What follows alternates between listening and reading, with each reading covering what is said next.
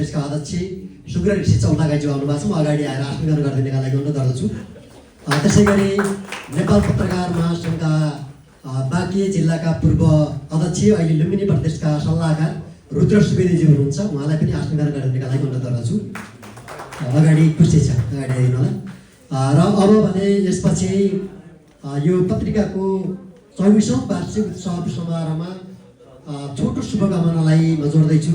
आफ्नो छोटो शुभकामना मन्तव्य राखिदिनका लागि गैर सरकारी संस्था महासङ्घ बाँकीका पूर्व अध्यक्ष केच विक्रम शाहज्यूलाई अनुरोध गर्दछु।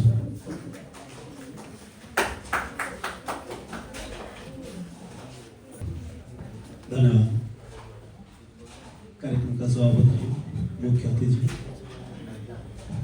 अतिथिज्यूहरू, विभिन्न सङ्घ संस्थाबाट पाल्नुभएका प्रमुखज्यूहरू, प्रतिनिधिज्यूहरू र उपस्थित सम्पूर्ण यहाँहरू सबैलाई नै अभिवादन।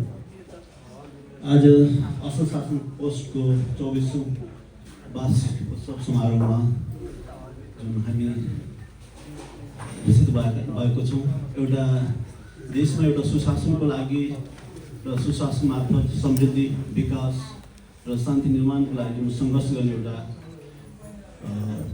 बाटोबाट अगाडि बढ्दै गरेको एउटा पत्रिका, उसले विभिन्न आरोह अवरोह, विभिन्न सङ्घर्षहरू, विभिन्न अप्ठ्यारा कठिनाइहरूको सामना गर्दै आज 24औं वर्ष पार गर्दै आज एउटा राष्ट्रिय पत्रिकाको रूपमा स्थापित भएकोमा यो असल शासन पोस्टका सम्पूर्ण सहयोगदाहरू, योद्धाहरू र सबै सहयोग गर्ने साथीहरूलाई म बधाई दिन चाहन्छु।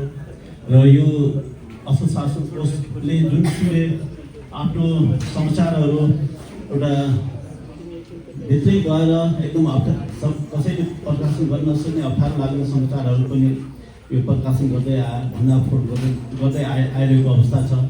र यो जुन निर्भीक भएर जुन किसिमको समाचारहरू सम्प्रेषण गर्ने जुन यहाँहरूको प्रयास छ, यसमा कन्टिन्युटी होस् र यसमा सफलता मिल्दै जाओस् भन्ने मेरो आग्रह छ।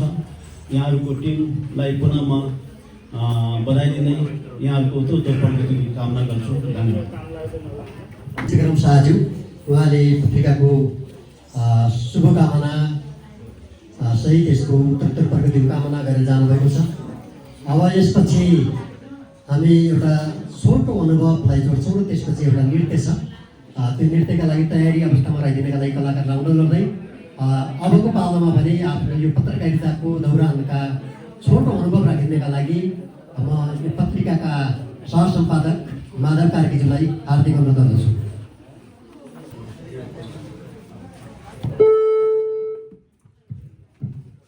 धन्यवाद कार्यक्रम सञ्चालकज्यू। असल शासन पोस्ट साप्ताहिकको 24औं वार्षिक उत्सव समारोहको अध्यक्षता आसन गर्नुभएका अध्यक्षज्यू, त्यसै गरी प्रमुख अतिथिज्यू र अतिथिज्यूहरू, साथै यस कार्यक्रममा सहभागी विभिन्न सङ्घ संस्थाबाट आउनुभएका आदरणीय व्यक्तित्वहरू, त्यसै गरी असल शासन मिडियाका सञ्चालक समितिका सदस्यज्यूहरू लगायत सम्पूर्ण आदरणीय व्यक्तित्वहरूमा न्यानो अभिवादन व्यक्त गर्दछु। एकदमै गौरवान्वित अनुभव मैले महसुस गरेको छु।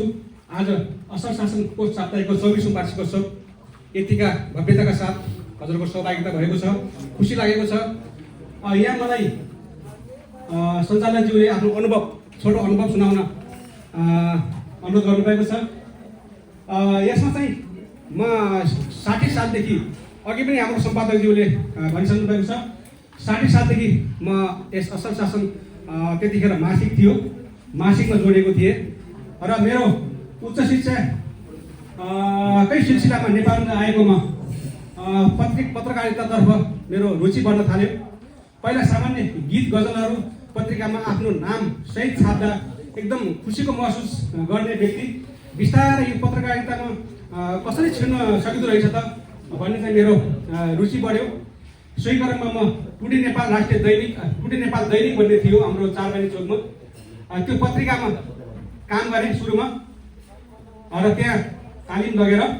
त्यसै गरी म 60-61 सालमा यो नेपाल प्रेस इन्स्टिच्युट एनपिआई भन्ने म 3 महिना तालिम लगेर म पत्रकारितालाई अगाडि बढाउँदै गएँ र बिस्तारै म असल शासन पोस्ट साप्ताहिकमा जोडेर पुगेँ र असल शासन पोस्ट साप्ताहिकमा सबै फिचरहरू त्यहाँ स्तम्भहरू हेर्दै जाँदा मलाई चाहिँ यो मैले जे देखेँ भन्ने स्तम्भ एकदम साह्रै रमाइलो लाग्यो र यसमा चाहिँ मैले त्यसो पढ्दै जाँदा आफूलाई पनि अब त्यो बारेमा लेखौँ भन्ने भयो र विभिन्न म जहाँ जान्छु जुन कार्यालयमा जान्छु त्यहाँ भएका कुराहरूलाई चाहिँ मेरो पत्रकारिताको सिकाइ पनि थियो त्यतिखेर र सिकाइ सँगसँगै मैले जे देखेमा भएका यथार्थ कुराहरू चाहिँ त्यहाँ दर्शाउँदै लेख्दै गएँ।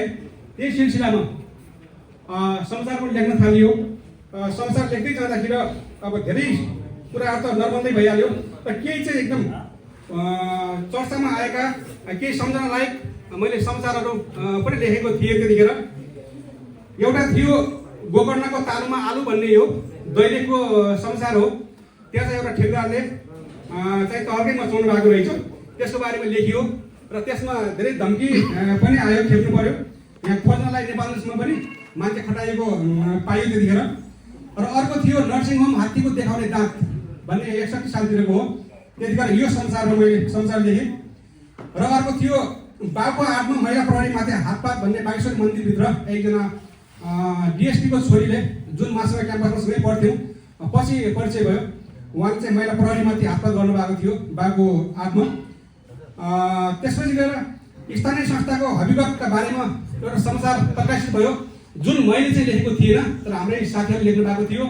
त्यसमा अदालतमा मुद्दा पनि परेको थियो र त्यसमा मैले केही महिना तारिक पनि पुगेँ। यस्तो थियो जुनको समाचार चाहिँ हामीले लेखेका थियौँ ती व्यक्ति अहिले त यहाँ बाँकीमा देखिनुहुन्न, सायद नेपालमै हुनुहुन्न होला। त्यो समाचारमा तारिक पुग्न जाँदा व्यक्ति एकदम राम्रो चिनेकै व्यक्ति हो तर हामीले असल शासनमा लागिसकेपछि चिनेको व्यक्ति होस् त्यसमा चाहिँ हामीले केही कम्प्रोमाइज गरेनौँ र उहाँकै बारेमा लेख्दा तारिक बोक्न पुगियो। र एउटा समाचार लेखेको तारिक बोक्दा अदालतबाट बाहिर निस्किँदै गर्दा एउटा अर्को समाचार लेखिरहेको थिएँ। यो चाहिँ स्वास्थ्य कर्मचारीको हालिमुहाली भन्ने यो बर्दियाको न्युज हो। जब भित्र तारिक बोकेर बाहिर निस्किँदै थिएँ अदालतको गेटमा अर्को यो समाचार प्रकाशित भएको व्यक्ति मुद्दा हाल्ने भनेर अदालतमै भेट भयो। एउटा पुगेर बाहिर आएको छु अर्को व्यक्ति आइसक्नु भयो। उहाँले चाहिँ अब के गर्नु, के अगाडि बढाउँ यो मुद्दा कि के गर्नु भनेर भन्नुभयो। होइन मैले चाहिँ अब लेखेँ जे हो होइन त्यस अगाडिपट्टि तपाईँको चाहिँ कुरा हुन्छ भने त्यसपछि गएर उहाँले पनि जो अगाडि बढाउन पछि त्यो समाचार पश्चात जुन स्वास्थ्यको मैले लेखेको थिएँ अहिले चाहिँ एकदम सुधार भएको छ, सुधार भएको भेटिएको छ।